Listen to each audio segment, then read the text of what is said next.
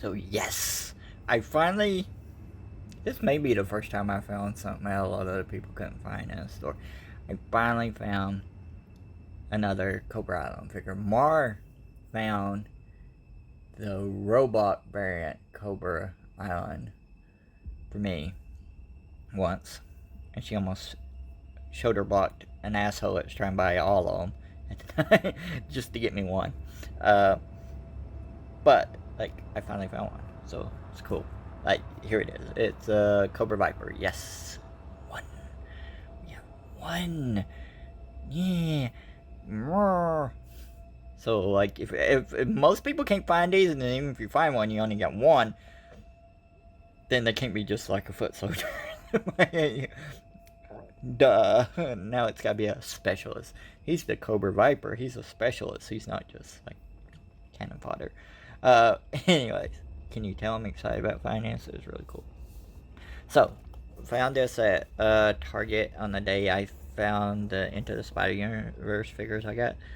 So, basic on box, like you got the Cobra Island symbol here to designate it as a Target pain in the ass thing, whole map thing, and everything else, which is cool. And all artwork on the side, which is just a bunch of Cobra Vipers. No one in the universe has found this many Cobra Vipers anywhere, except for scalpers. Like you scalpers. But so it looks really cool in a box. Most of these GI Joes, by the way, are really cool packaging with the different artwork on them and everything else. So many people want to buy these. It's the thing, like, did they not plan to make that many? Is something going on behind the scenes we don't know about? Because there's so many people that wants to buy these, but Target just doesn't have that many of them. And even the ones I've seen other places, like I seen them jump up in a local Walmart. Like the first series was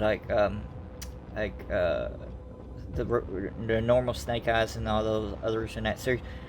Those popped up in one of our local WalMarts for like one day. So I don't know what's going on. You know, the world, when it comes to manufacturing right now, there's a lot of crazy stuff. But these issues were starting like right at the beginning of 2020. So like, I don't know what's going on really with them. And I haven't been reading everything online to figure out what's going on with them. But I got one. So let me open this sucker and see what it's all about. And as usual, I just tear it open. Like, let's not try to be like, these ain't going back in the box ever, you know. So it might be easy though. And of course, cool standy. Most of these come with pretty cool like stands that go in the back of them and stuff like that. And of course, these have a lot of accessories with them and stuff. And that's why a lot of people were like really really psyched about these. Like even like they were like, oh, even like the like soldier ones, the cannon fodder ones or stuff like that. Oh, these are really awesome. Like people were excited about getting even like these ones when you probably wouldn't normally be that excited about like a basic Cobra officer or something like that. I mean, I remember when I was little, like those were all over the place, like way after, like nobody bought those hardly. But for as far as like, let me put him out here. Just you sit here while I go over. See if he stands right away. Oh, he stood right away. While I go over the stuff that came with it. So you get a backpack, a pretty cool backpack. Let's focus this in a little better. Right there. Cool backpack. And this one's got, actually, of the G.I. Joes I've opened so far, this one's got a lot of paint on it. I mean, you got like a rope here. Be good if it had like paint around the strap around the rope, but it's got rope, it's got the blue Cobra symbol, some red right here, and looks like grenades. And it's really good. This thing is not as solid as like old school ones, but that's a really cool backpack to go with it. He also has a scarf, just kind of unusual for the deck out one in a scarf, but whatever. Like, I do think this is so solid, like solid, like gray, maybe some like weathering or some stuff over giving some color to it and stuff like. Oh, mine's already broke. Look at it. Look at it. Look at it. I find one of these things and the scarf's broke. Not that I really give a shit about the scarf, but yeah, it broke coming out of packaging. I mean, it looks like it'll still be fine, but I could glue that. But where is that supposed to be like that? I don't know. Is that supposed to be like that? Oh, it actually looks like it might supposed to be like that, so it isn't broken. I guess it'd make it easier, like, because otherwise you'd have to pop his head off, probably, to get that on there really good. The other thing he comes with, which is pretty cool, comes with these goggles. I got them upside down right here. Yeah. So you can put these on top of his head or in the front of it. Like the pictures they got them with, I don't think they're all on top of their helmets. Which I don't understand. Why would you need goggles if you got a face shield? I don't know why you would need goggles, but I could use these for other figures and stuff. So that's cool. Yeah, there goes your backpack. And the gun he gets is basic black. It's not one of these hefty guns. This one doesn't have any kind of like gold or anything on it. I know a lot of people hated that, but like it needs something. Like maybe go back in this with some silver all over just to fix it up. I keep saying that about a lot of stuff I haven't did with hardly anything yet. And then you have a pistol. It's a pretty basic pistol. Sort of big, but reminds me a little bit of Berettas in a way. But whatever. Like that too could use some like a little bit of color to it to help that out. Now you have the figure itself.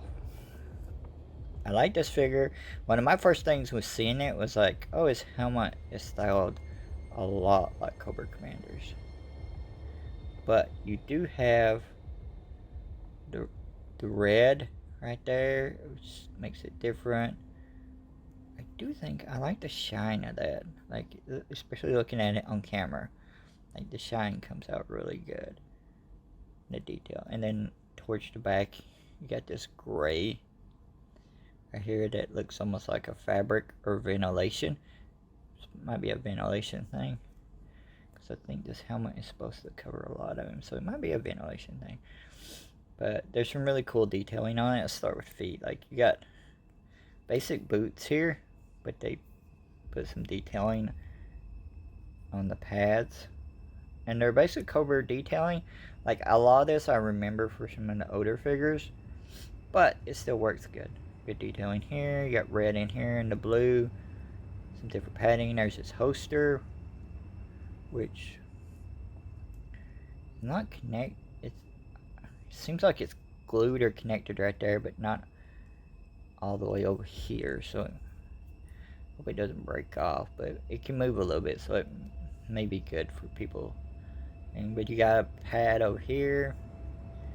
Got his belt, just got the Cobra symbol.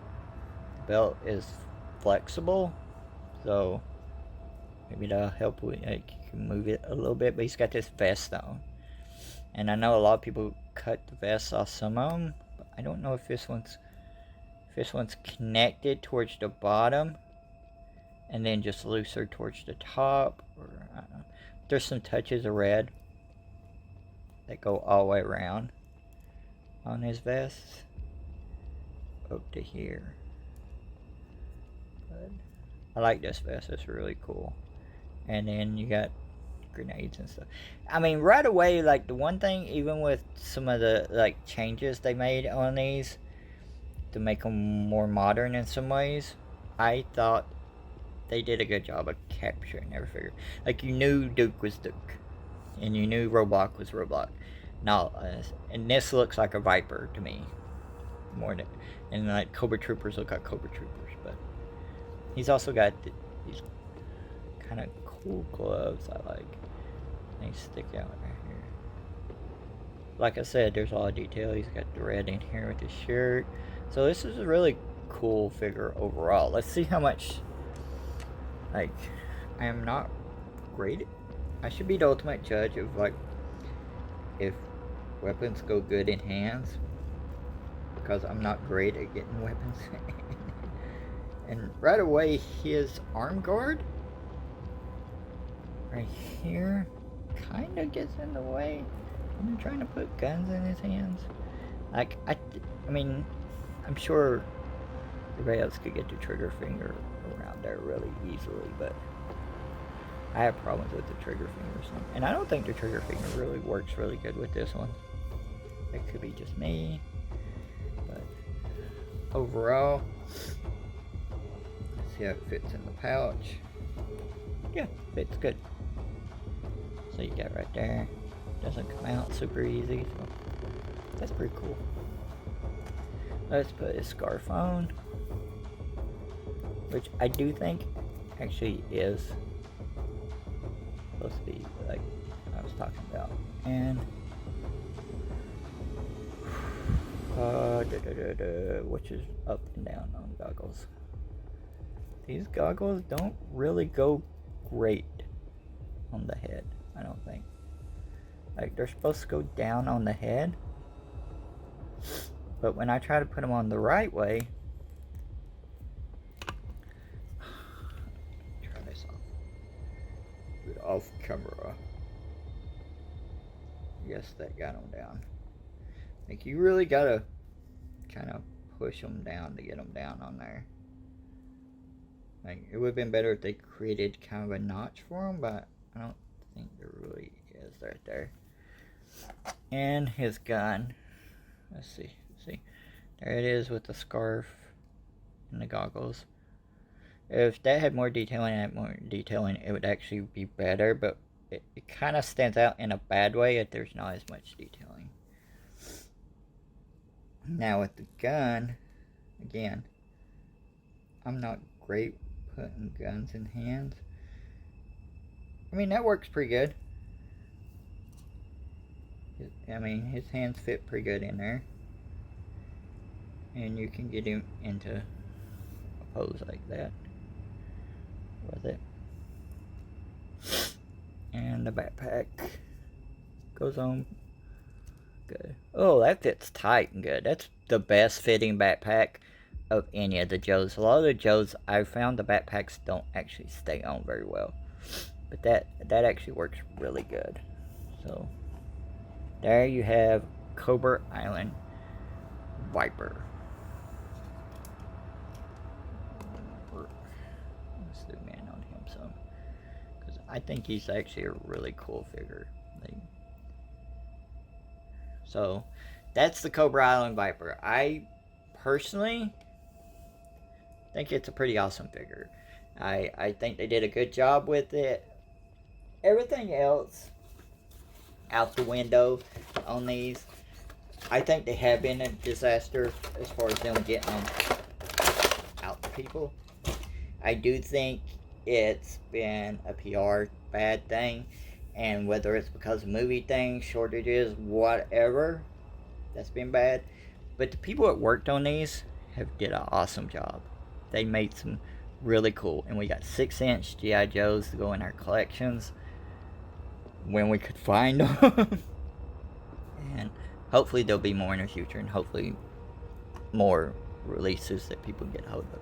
I hope if there's future releases of these in the future, that just sounded redundant too, but I really hope Mattel and their partners, whether it be Target or others, look at the fact that a lot of people couldn't get like Cobra Commanders. There's been like four Cobra Commanders, and most people still don't have them. There's been 3 Destros, and there's still people that don't have them. Like, they almost have to reissue all these in a way, you know, to make sure people get them. And that's too bad, because I know they've already moved on to Flint and Lady J and Zartan, which I have on pre-order, and I just hope like more people are able to get the ones they want to get, because they released a lot of the core ones in the beginning. They were in all this mess, and multiple versions of them, multiple versions of Snake Eyes, and you had like Storm Shadow was Amazon exclusive.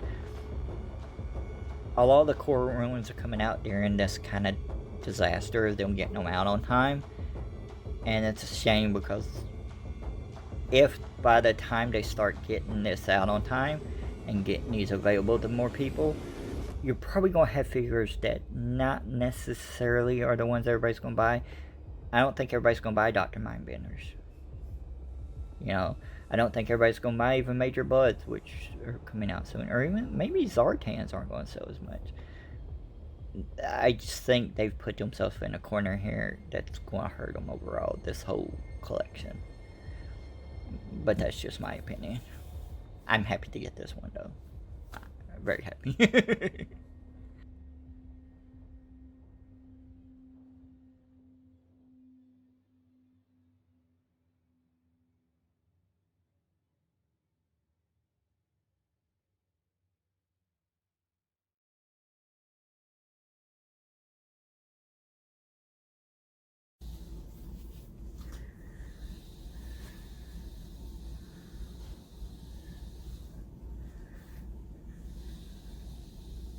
Yeah, we'll have to jack it up and everything, yeah.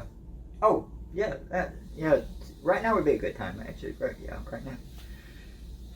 Hello. We here at 10 Universe are proud to announce that we have signed on to adapt the high adventure fantasy book, The Trinity Prophecy, to audio. 100-year-old prophecy thought to be put to rest has been set in motion. The Trinity Prophecy is the debut novel from Marissa Kinzel. Marissa is a longtime lover of fantasy universes and imaginative character design.